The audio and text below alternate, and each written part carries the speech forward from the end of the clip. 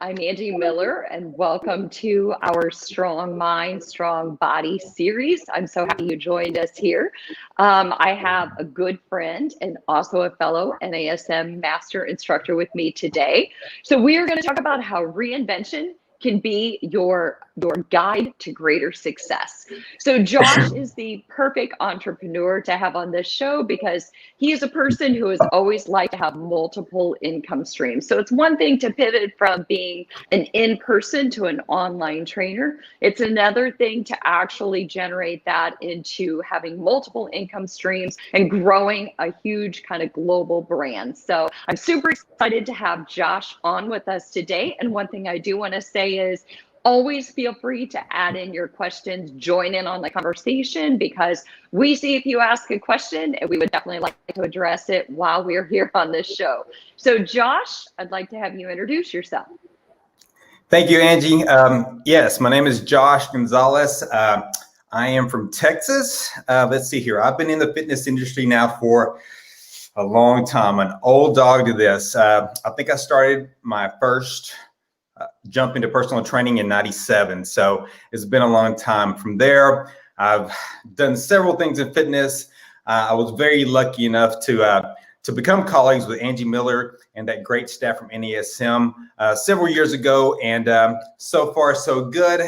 Even through the pandemic and all the problems we're going, I've still found ways to kind of push myself out of the comfort box, I guess you could say, and move into different venues and still push forward and make it a positive 2020.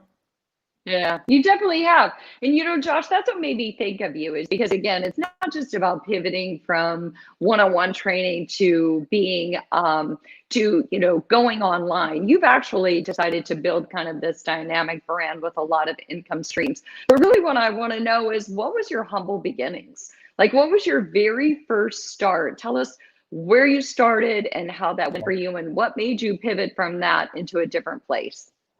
Well, when I was going to school back in '96, '97, it's kind of when physical therapy really was taking on a very good role in as far as a good career. And the wait to get in that school was so long. It's like, I just don't want to wait a year and a half to try to get in. I'm just going to go ahead and jump in. I always worked out and I enjoyed it. So what I did was I actually went in and got a job at a small training center. And that's when I started. And it was very funny because the lady that ran it was this wonderful woman and very smart, but she told me one thing that absolutely slapped me across the face. And I think every trainer needs this. I walked in, applied. She said, "You're hired." But she said, "I'm not here to help you. You're here to help me." And she left, walked out the gym door, and that was it. That was my interview, and that was my gym at that point. And I was like, what does she mean by, I'm here, you're not here to help me. I'm not here to help you. You're here to help me. And as I sat there and thought about it, I figured out that what she meant was, I got to go get my own work. It wasn't this type of work where, hey, Josh, here's a client, here's a client, here's a client. I'm going to help educate you, instruct you on how to be a great trainer. She just said, go. So right then and there, I figured out, if I really want to make a living and survive, I better get to it. And the crazy thing about all this, when I decided to jump into personal training, I had quit a full-time gig. All right, I was making, at that time for a young man, I was making about $37,000 a year. I was like, to my wife, I was like, you know what? I'm going to quit work. I'm going to go full board personal training. I love it, blah, blah. And then I got hit with that. So I had to quickly figure out that I need to hustle in order to make it. So that was my very first venue in '97, point blank, slap to the face. And that slap to the face made me learn how to hustle business and do what I do well. Yeah, I actually love that, because you know what, there's a lot of words. You're humble, but you also are really good at a hustle. And so, Right. it's kind of funny because she put you in that position. And if you were used to making $37,000 a year, like you said, back in '97, you left security, right? So if somebody takes that, if you give up that security and somebody says, go out there and get it, you don't have a choice but to go out there and get it. Right. I had to. And the kind of the interesting part about that is like back then we didn't have social media, right? It was just TV and radio. I had TV and radio, and that was way too expensive as far as putting money into something to brand yourself. And the newspaper was still kind of expensive. So I did this. This is great. So you young trainers that are listening to this, there used to be this thing called a phone book, right? Remember that thing called phone book, Angie? It was a phone book. It was this, I used to hit people across with this thing, right? So I would take it and I would start my day. And the crazy thing about it, she never even said, hey, you need to be here at this time to this time. Nothing. She just said, you're hired. Come from work. So I got there 8 to 5. That's a normal work day, right? I just got there 8 to 5. It's like, what would you like me to do? She says, I'm leaving. I'll be back later. I was like, okay. So as I sat there, it's like, I guess I need to hustle and get work. So I got the phone book out. I licked my lips, finger, and I stuck my finger in that phone book, and I just flipped it open, and I put my finger on a number. Whatever number that was, I called. I said, hey, how are you? I'm trying to reach Mr. So-and-so. My name is Josh Gonzalez. I'm a new personal trainer in town. Click. Right? They hung up on me. Try again. So I did it over it all day, right? But finally, that one day, I got one client. I got that one client, and I said, hey, I'm such and such. I said, I am offering one free personal training session if you buy one. And they took it. They took that one training session. And from there, I was able to book several sessions. And from that one client and me going back to that phone book on a daily measure, I was able to actually go full time in less than 6 months. And for a new personal trainer in 6 months to go from 0 clients to full, 30 to 32 hours of PT work, that's fantastic, right? It's fantastic. Oh, for sure. So just doing that hustle of getting on the phone and calling, it did 2 things for me. It made me hustle, but actually made me learn how to sell. And as Angie, you know this, is that as a new personal trainer that comes into the market, they come in with this enjoyment of, hey, I want to share this wonderful thing of fitness. I love doing it. I love people. I want to be able to teach and educate. But the one thing they don't realize is that there is a huge backside to personal training. You got to be a great marketer. You got to be even better salesman. You got to be a therapist like yourself there. You got to be able to listen and be conscious of what they're telling you. And then you got to be able to provide results. You can't be that one trainer that just listens and they're saying, hey, I want to lose weight. And then all of a sudden you forget about telling them about diet. You're not listening at that point. So by doing that, it made me really become a good personal trainer at an early age. Yeah, absolutely. Because when I think about hustle, I also think about, you got hungry. You are hungry, not just for clients and not just for revenue, but you are hungry to be a success. And I think that you're right. There's a backside to being a personal trainer. It isn't just about getting clients in there. It's about being a good educator, a good marketer, a good salesperson, like you said. And then you have to have that compassion and that empathy and that ability to listen and hear what they're saying to you, because every single person is going to come to you with different needs. So when you reached out and you put your finger on that person, that first gentleman who came to you, I'm sure had a totally different set of needs than the 32 other clients that you ended up with at that time. Absolutely. That's what I tell most trainers is like, hey, listen, you are a chameleon. Every day you're a chameleon. So you have to adapt and become somebody different with every client. My population now is athletes, and I'm 47 and I'll be training a kid that's 13, 14, 15, all the way up to college level.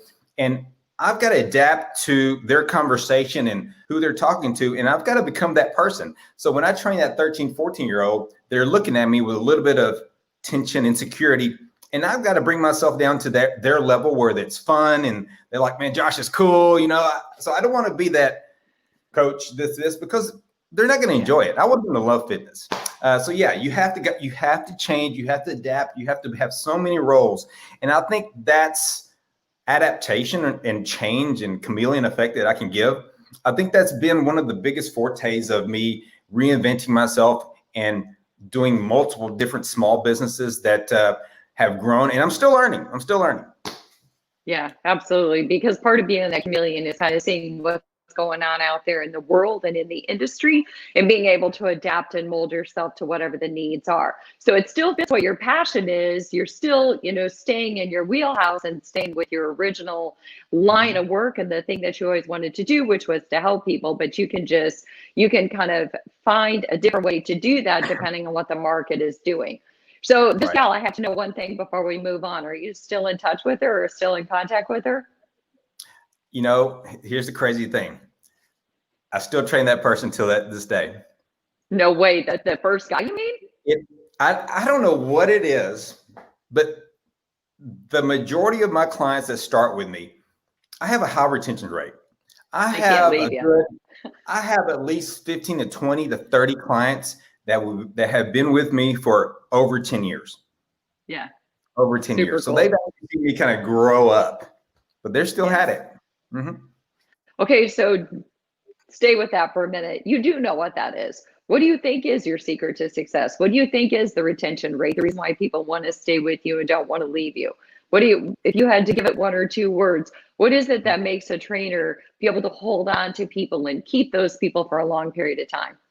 Okay, great question, because I've asked myself that 20 different times, right? And I know the answer. I give 100% to that client every single time they come in there, okay? Now, that 100% may skew and change, and it may metamorphosize into different modalities depending on that person. But yeah, when they come in, I go to them, we talk, we have a good time. We're focused on what we want to do. We're driven to that point.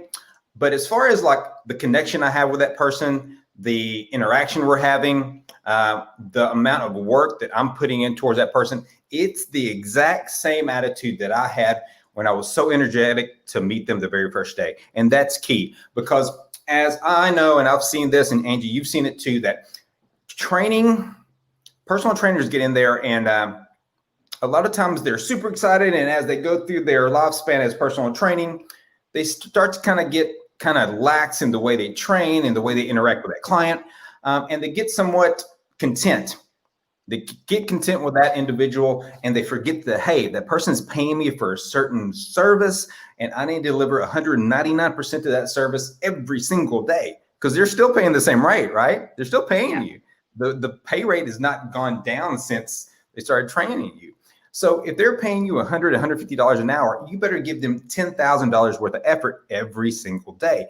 And if you can do that, what happens is now you've beaten every single competitor out there that's in your field, and no one can ever compare. Yeah, absolutely. Because you know what? People pick up on it. People pick up on it if you're only giving them 10% versus giving them 100%. Our intuition is good.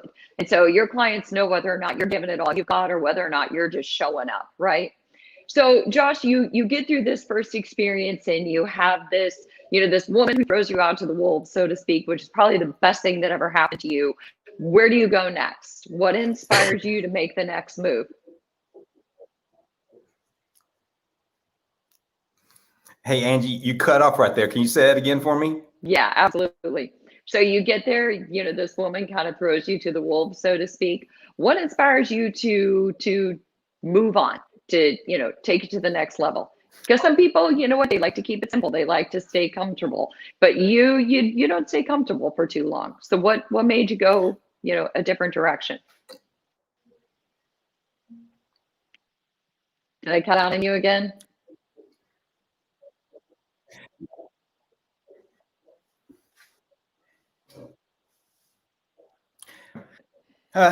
You know what? I think that's me. I think that's my personality.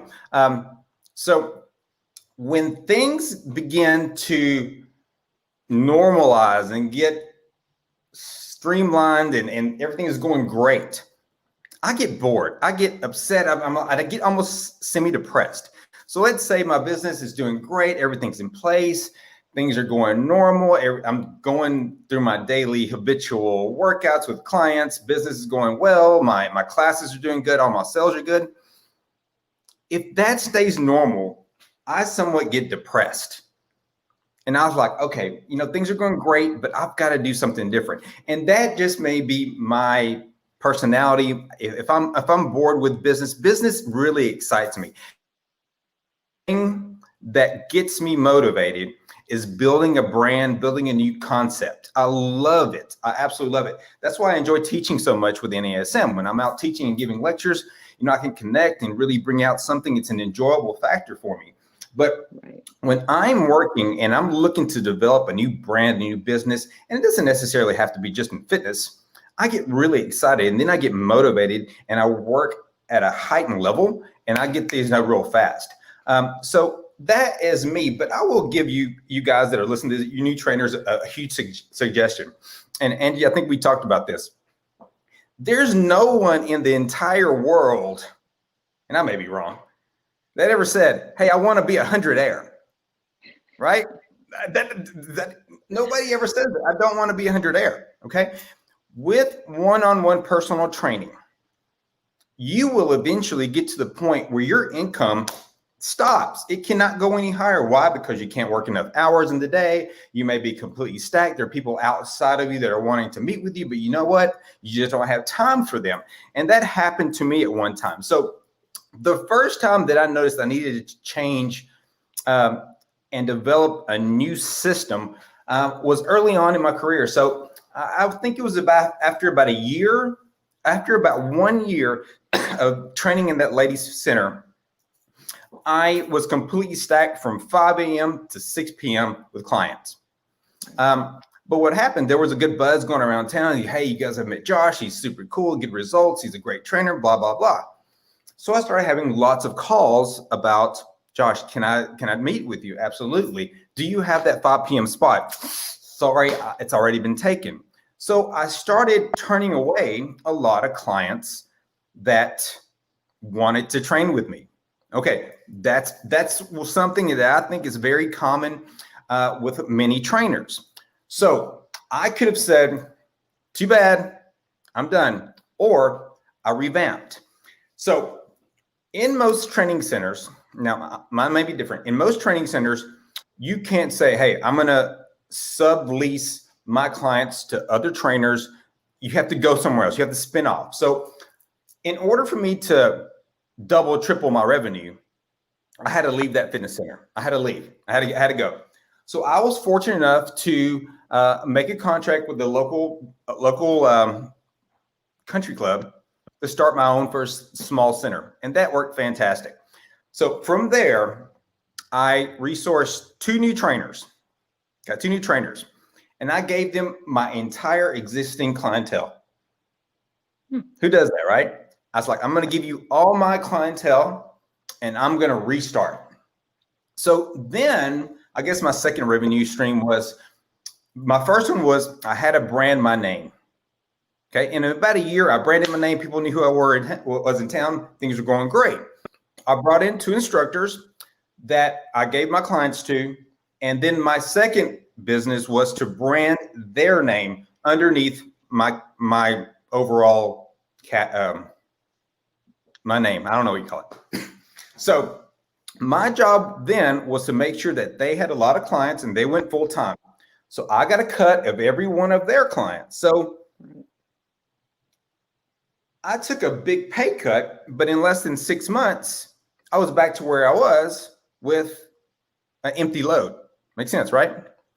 Well, and actually, Josh, knowing your personality, that's kind of where you like to be. I think that giving all your clients away not only empowered you to build your brand by building people underneath you, but it also really resonates with what you love to do, which is to take on a big chunk of challenge. And so giving your clients away made you reprove yourself out there in the market and see if you still had it, so to speak, and see if you could build from scratch. And you already said that's so much of what drives you. And people like you and I are super driven by a challenge. So you giving away your client load not only enabled you to get that brand bigger, but it gave you what you thrive off of the most, which is that challenge, right? Right. And it was a great way to prove myself. It's like, hey, now I can make more money. I can help build other trainers up, teach them a system, and not turn people away.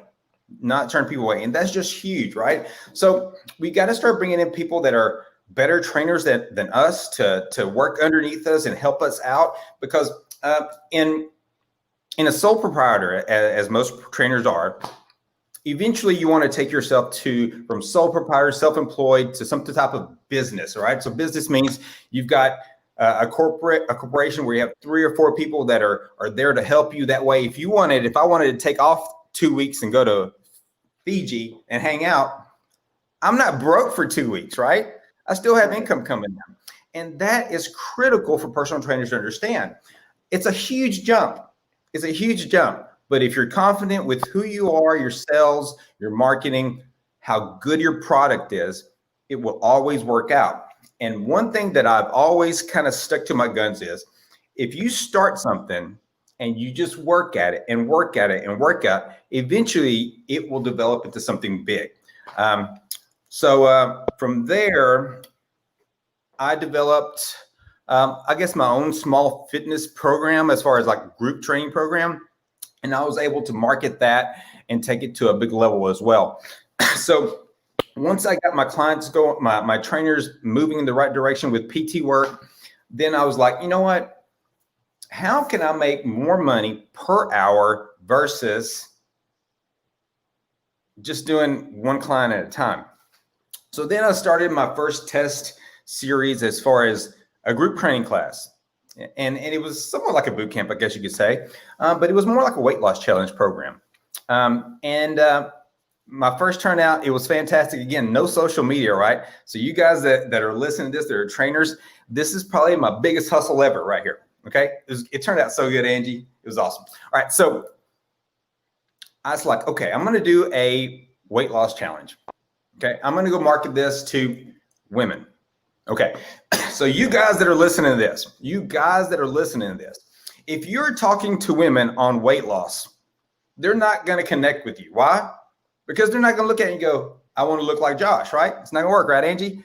I want to take Angie Miller with me, right? I want to take a young lady that looks fit. And when I speak to women, all she has to do is stand beside me, because they're going to look at me and go, they're going to look at you and go, Angie, do you train with Josh? And you're going to go, mm-hmm. And then they're going to buy in. So what I did is once a week. So I planned this program to start in 6 months. So once a week, I called local businesses that had several women in there. So for instance, hairstylists, nurses. And I said, hey, can I come in and give you guys a free lecture at your facility where I can just talk to you about fitness, weight loss, and give you guys some tips? They never turned it down. So from there, I'd speak for an hour or 30 minutes. And at the end of it, I'd sell them this pitch. I'd say, hey, I'm starting a weight loss program, blah, blah, blah. If you commit today, it's this price. If you don't, it's this price. It's guaranteed results. If you are not happy with the results, I'll give you 100% of your money back. Well, after I talked to one business a week for over 6 months, I ended up having like 60 something people sign up for this challenge. So 60 people times $800 a pop for a 4-month program. I'll let you guys do the math on that. It was extremely profitable. And Angie Miller, asked me how many hours that I worked in front of that crew. How many hours did you work in front of that crew, Josh? 0. I did not work 1 hour with that crew. Why? Because I had a staff of trainers that took over. All I did was write curriculum. I connected with the people. I did the weigh-ins. I was all the back end work. So now I went from having PT work, then I trained my PTs to do large group classes, and all I was doing is making sure people were walking in door. So that was really, really good. Mm-hmm. So, that's the thing. You do what you do best, which is business development, right? You were a great trainer and you knew you were a great trainer, but any great trainer wants to grow what they do. Any great trainer wants to share more of what they do with more people. That's what drives your success. So you took that brand and you handed it to other people and fostered their success under your name. So I can't think of a better way to get your name out there and to help more people. So, that's pretty powerful. But I have to ask you something. So along this journey, because you've reinvented yourself a lot, and what makes you hungry is these challenges, right? Not everybody is hungry for challenges. The minute you get comfortable, you're a lot like me. You want to try something different and take it to the next level to kind of prove to yourself that you've got what it takes. So what what was some of your most humbling moments, or give me one really humbling moment along the way that where you feel like you fell flat on your face and somehow you got back up again? Okay. Well, I've got a few of those. Okay. So just remember, if you don't try, you're never going to make it. So there are a lot of times you're going to fail, but if you try, you move on to the next one. So when I started these fitness classes, so I worked at a country club, and that was such a great gig for me because I didn't have any overhead. You know, they were in charge of closing and opening the facility. But when things were going great, I was making great money. It was easy management. They told me to leave. They said, Josh, we have bad news for you. The facility just got purchased by a new owner, and they do not want fitness incorporated into their country club. They want to go back to the old school ways. You have 3 months to get out. So when they told me that, I was like, dang, what am I going to do? I've got a mortgage. I've got a family. What am I going to do? Am I going to go expensive back? taste. Right, exactly. What am I going to do? You don't know me that well. So what am I going to do? What am I going to do? So I could have just as easily went back and got a different job or went back to a traditional gym to work. But me being kind of self-assured in the qualities that I have and the work that I wanted to do, I was like, you know what? I'm going to bite the bullet. I'm going to go ahead and just open my own standalone center. So right then I had to make the choice of like, how are we going to do this? So I was extremely humble because at one time, that was the first time in life where I was really lost.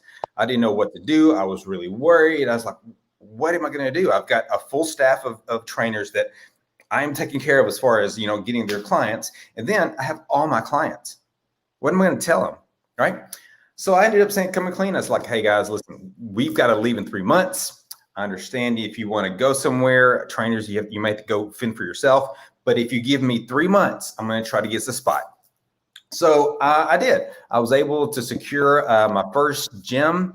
I bought all the equipment. I learned how to take care of the management part of as far as how do I get the loans for this equipment? How much should I spend? And I went into my first training center. It was great. It was kind of a what the kids call it now, bougie training center.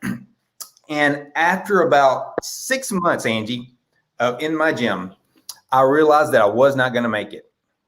6 months, I was intuitively looking at my gym, and I understood what it was to be a business owner versus I just had gotten lucky in the past. I knew it was like, okay, before this, I never had overhead. Now I have a $5,000 to $7,000 monthly payment for mortgage for my lease building, and I also have equipment, insurance, staff, and I realized I wasn't going to make it. So I had to step back and I had to figure something out. I was like, I can't keep doing the same old because I'm not going to make this. So that is when I developed my very first niche. Okay, my very first niche. I looked around, and at that time, CrossFit was coming up and it was getting a great buzz, but I wasn't too comfortable with the CrossFit brand. So I was able to study it under another platform. I brought into my town, my city, the very first kind of higher intensity style of group training format, which is my caveman training program. And I branded the dog out of that. I went up against schools. I talked to doctors. And I will tell you this. There's a huge hurdle that I had to overcome because of the way the program looked. It was not air conditioned, nice and neat and clean. You know, it wasn't water sips. I had to really brand it to where this is your next level of training. And Angie, did I do things wrong?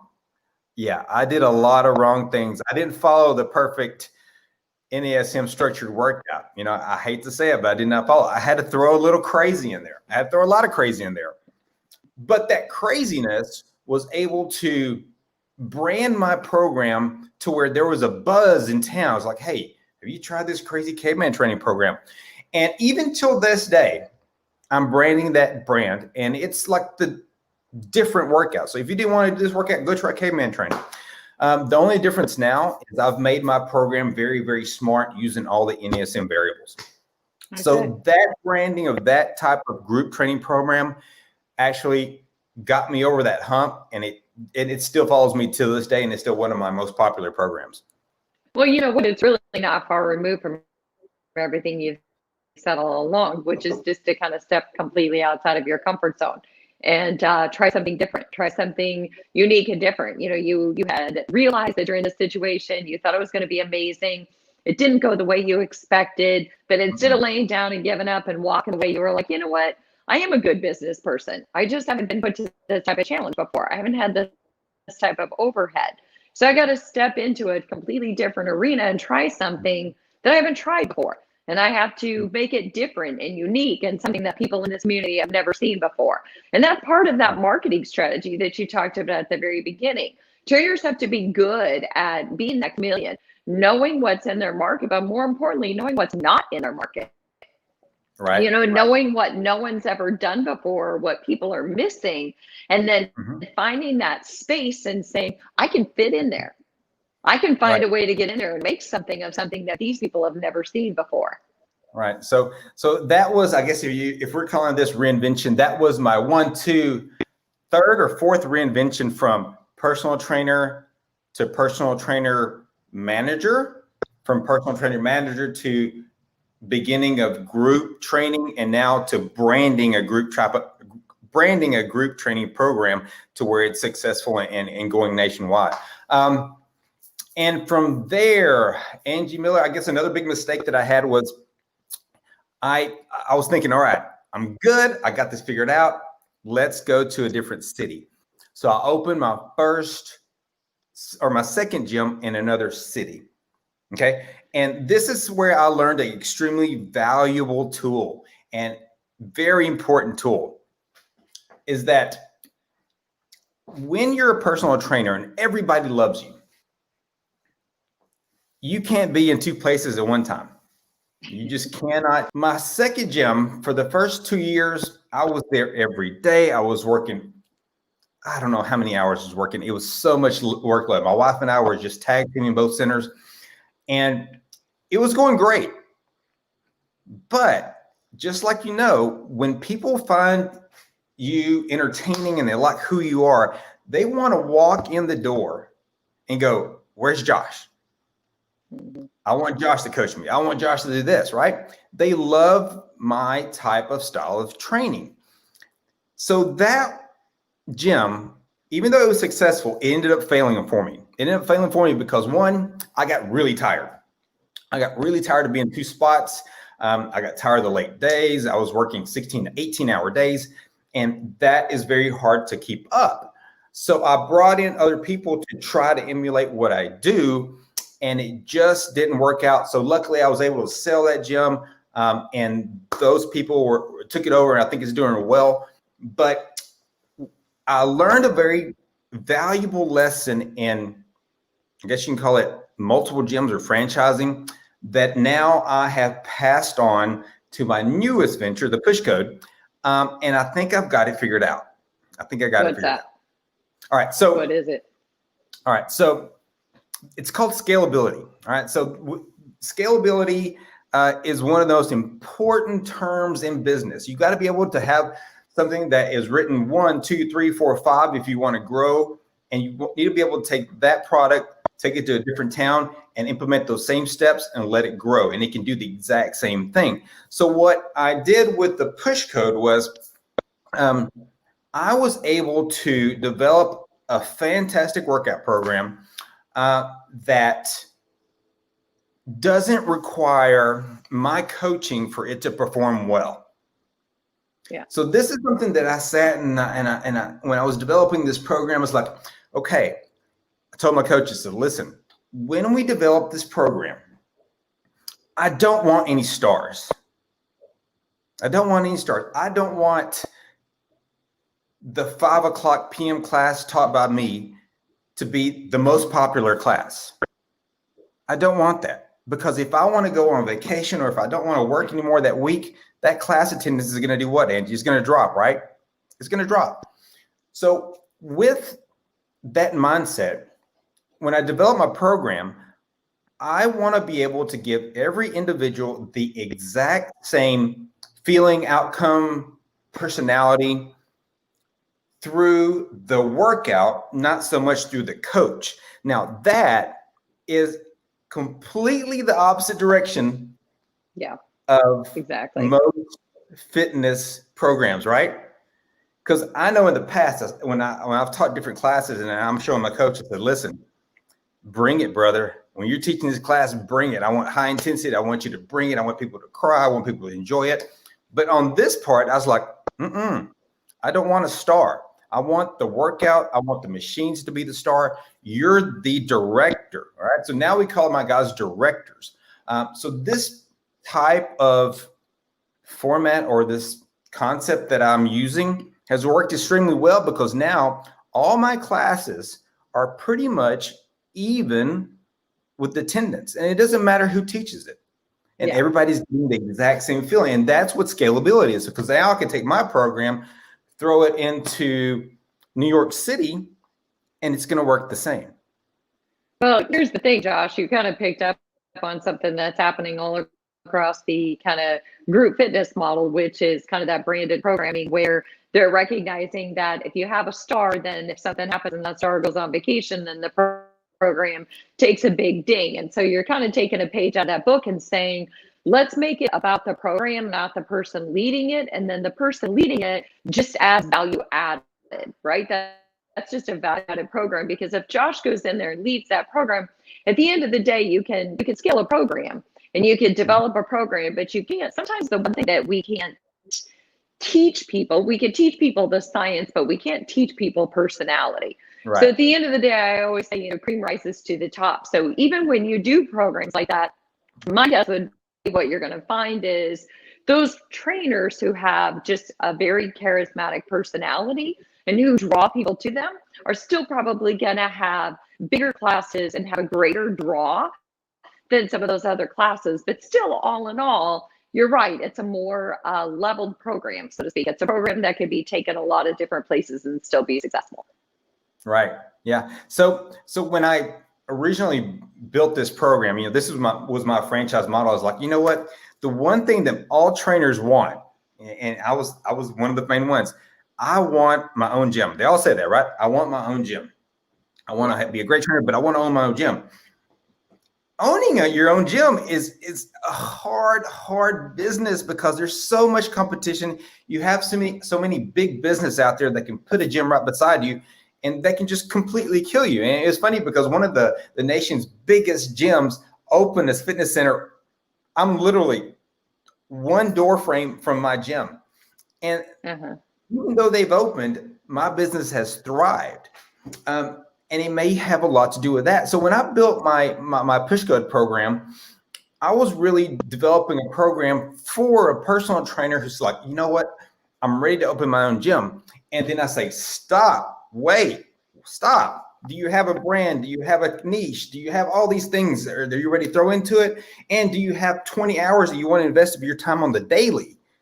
Right? And they all go, no.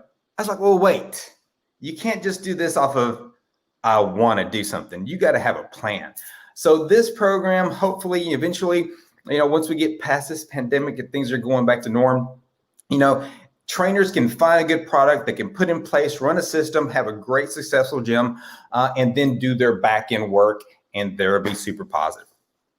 So you know what, Josh, I really appreciate that. I think that's why I wanted to have you on today, because I think that you're a great story for reinvention. And I think that the world, we're in a space right now where we all need to do a little bit of reinvention. Everybody's uncomfortable. So it's a perfect time to find a place where we all fit in and find a way to kind of shift our business model and find a way to meet the needs of clients, but also at the end of the day, put food on the table, right? So right. I would say that if the top things that I heard from you today is, as a trainer, you have to be more than a trainer. You have to know more than the science. You have to have a great big personality. You have to be hungry. You have to be really good at marketing. You have to be a good educator. And you have to be willing to swallow a piece of humble pie once in a while. And when you fall flat on your face, it doesn't mean you need to get down and go into a completely different different business. It just means that you need to reframe and think about what's my next move. You know, where is there space or a niche that I can find my way into so I can reinvent myself? And I think reinvention is huge. This is the world. This is the time to reinvent. So Josh, thanks so much for coming on and sharing your story. I wish you great success with the push code and in everything that you do moving forward. And I can't wait for you and I to get back out there and be able to teach those NASM Master Instructor or those NASM CPT workshops live. Yes. All right. Thank you, Angie. It was fun. I appreciate it. Good luck to everybody. Keep working. Yep. Best to everybody. See you. Have a great weekend, and I'll see you next time. Yep. Bye-bye. Thanks.